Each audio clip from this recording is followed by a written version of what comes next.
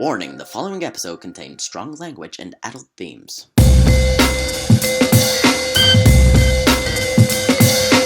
Hello there and welcome back to What the Fuck, the series where we look at the weirdest news stories that circulate around the world. My name's Matt Liz from What Pictures, and today there are 3 stories we're going to have to go through. 2 of them are real, 1 of them is fake. We're going to have to try and figure out which one the fake one is. You guys ready to go? Yeah. Yeah? You guys ready at home? Yeah? Yeah? You got your popcorn and everything? Huh? You ready to go? Huh? Let's do this. Story number 1. Parents lose custody of girl for naming her Tallulah Does the Hula from Hawaii. Is that her whole name? Tallulah Does the Hula from Hawaii. Oh, what kind of start of a life does she have? A 9-year-old girl whose parents named her Tallulah Does the Hula from Hawaii, that is her actual name, what? Nah, was put into court guardianship in New Zealand, so that her name could be changed. Thank God. 9 years this has gone on for. A family court judge, Rob Murfitt, gave the order after hearing the child was embarrassed about her name and had refused to reveal it to friends. She could still go Tallulah. She told people her name was Kay because she feared being mocked and teased. The child's lawyer, Colleen MacLeod. Judge criticised parents who gave their offspring bizarre names, saying it was exposed. It was exposed, was it? Oh God, no, we don't want to do that. Saying it exposed children to ridicule among their peers. The court is profoundly concerned with the very poor judgment that this child's parents have shown in choosing the name. It makes a fool of the child and sets her up with a social disability and handicap unnecessarily. He said the child had a better insight about the situation than her parents. Well, duh, she's the one with the name. Who had apparently not given any thought to the implication of their actions. This is all common sense when you look at the situation in the first place. You can't think that they're normal people if they name their child a sentence. The judge criticised the growing trend of parents choosing out of the ordinary names for their children. Oh dear, there's more. In his written ruling, he said names such as Stallion, Yeah Detroit, Fish and Chips? What? Fish and Chips is a name? Who's done that? Twisty Poi, Keenan Got Lucy, and Sex Fruit. Sex Fruit? As a name? They're all on crystal meth. Were prohibited by registration officials. This is all just in New Zealand, I think. Others that were permitted including twins called Benson and Hedges. Other children called Midnight Chardonnay. Number 16 bus shelter. The name of where he got conceived. And, the judge added, tragically, violence.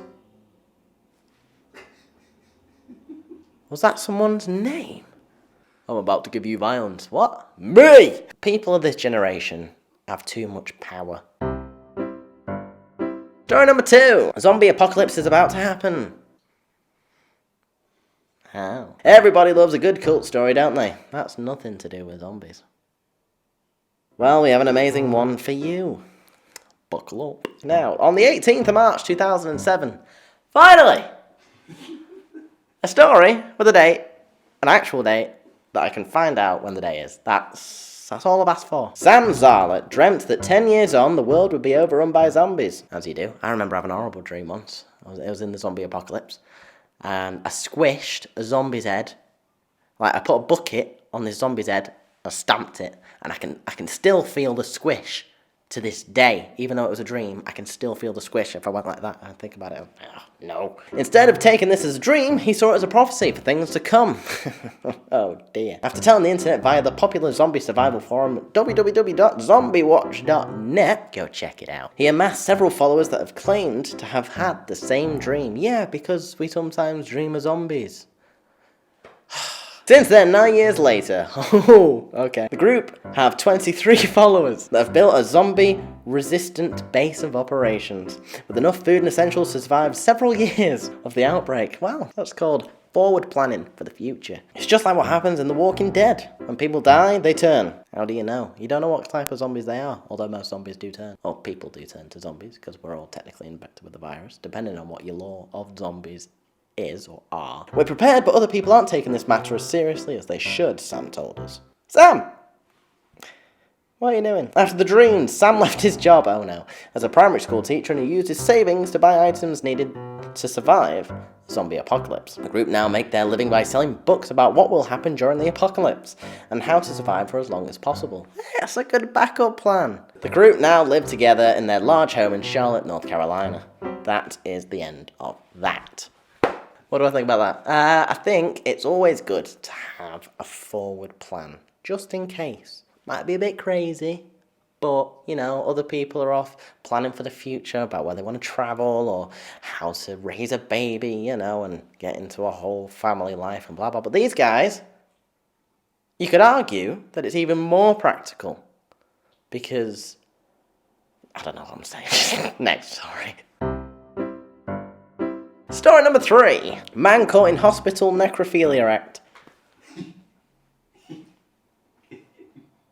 Oh, John found that one funny. The 24-year-old New York City man remains jailed after he was found allegedly having sex with a 92-year-old woman's corpse inside the morgue of a hospital where he worked. I don't want to do this anymore. Anthony Marino, who works as a lab technician in the Holy Name Hospital in Teaneck, NG, Teaneck, was arrested Sunday.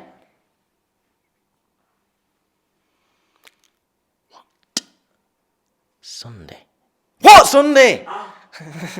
After police responded to a call from a security guard at the hospital. The guard reported witnessing the lab technician sexually desecrating the woman's dead body, according to the police. With what? What was he doing? Just his knob. Why? Put it away. She's dead. I'm 92. There's alive people to have sex with. This is a first. No, it's not. Lieutenant Dean Kaczynski, spokesman for the Teaneck NJ police, told ABC News, "When you think that you've heard and seen it all, something like this happens." Not on this show.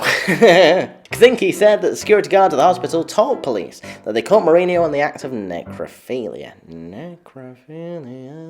They transported Marino to the police station, he said, and charged him after conducting a police interview. Marino had only been working at the hospital for 14 days, according to the statement. A second-degree crime in New Jersey! A judge set bail at $400,000. That's a lot of money. That included Marino surrendering his passport and submitting to a psychological evaluation. He faces a maximum of 10 years in prison if convicted.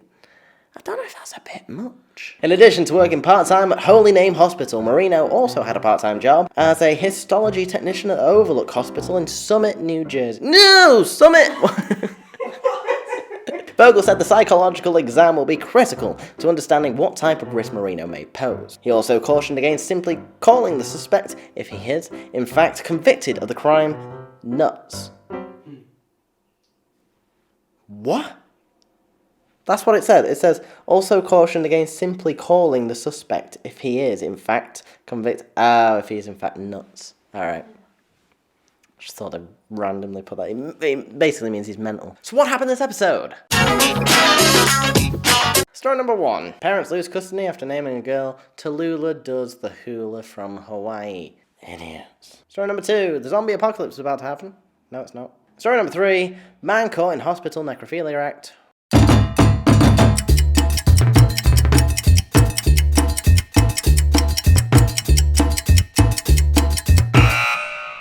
Right. I know what it is, I think the fake story is the zombie apocalypse one. Story number 2. Fuck you.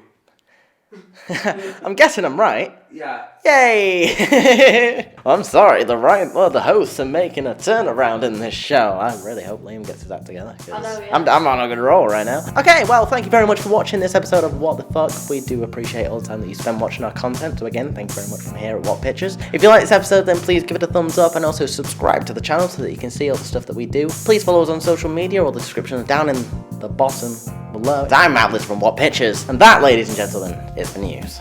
Bye-bye!